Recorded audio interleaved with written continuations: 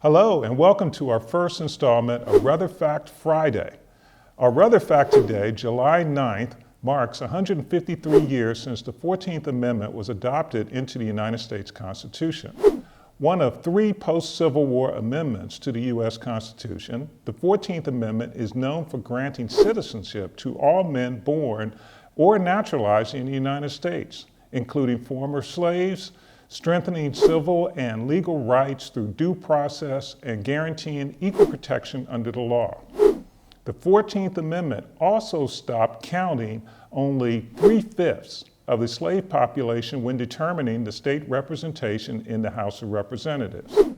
This amendment came about after the assassination of President Abraham Lincoln, and as his successor, Andrew Johnson sought to bring the Union and Confederacy back together after the Civil War.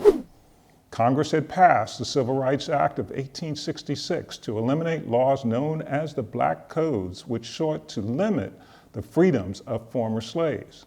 However, some believe this did not go far enough to secure liberties for the formerly enslaved or punish former Confederates. The 14th Amendment helped codify the civil rights of the newly freed slaves, and Southern states were required to ratify the 14th Amendment for readmission into the Union. Interestingly enough, Maryland, which was a border state, did not formally ratify the 14th Amendment until April of 1959. Black Americans flourished in public life during the period known as Reconstruction, with 16 African Americans serving in the United States Congress and more than 600 more elected to state legislatures.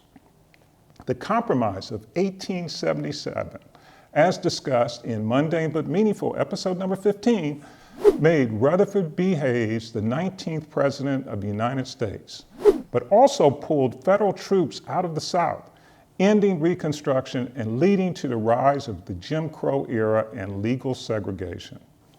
The 14th Amendment later served as the legal foundation for the landmark Brown versus Board of Education Supreme Court case argued by Maryland native and NAACP attorney Thurgood Marshall. The 1954 Brown versus Board of Education opinion found segregation violated the Equal Protection Clause of the 14th Amendment and outlawed legal segregation of schools across the country. As for the Confederacy, the 14th Amendment barred rebels from serving in public office without approval from 60% of the Congress, made it clear that the United States would not foot the bill for costs of carrying out the insurrection or pay for the loss of slaves, and granted Congress the authority to implement the amendments through legislation. This concludes the first Rutherford Friday on the 14th Amendment.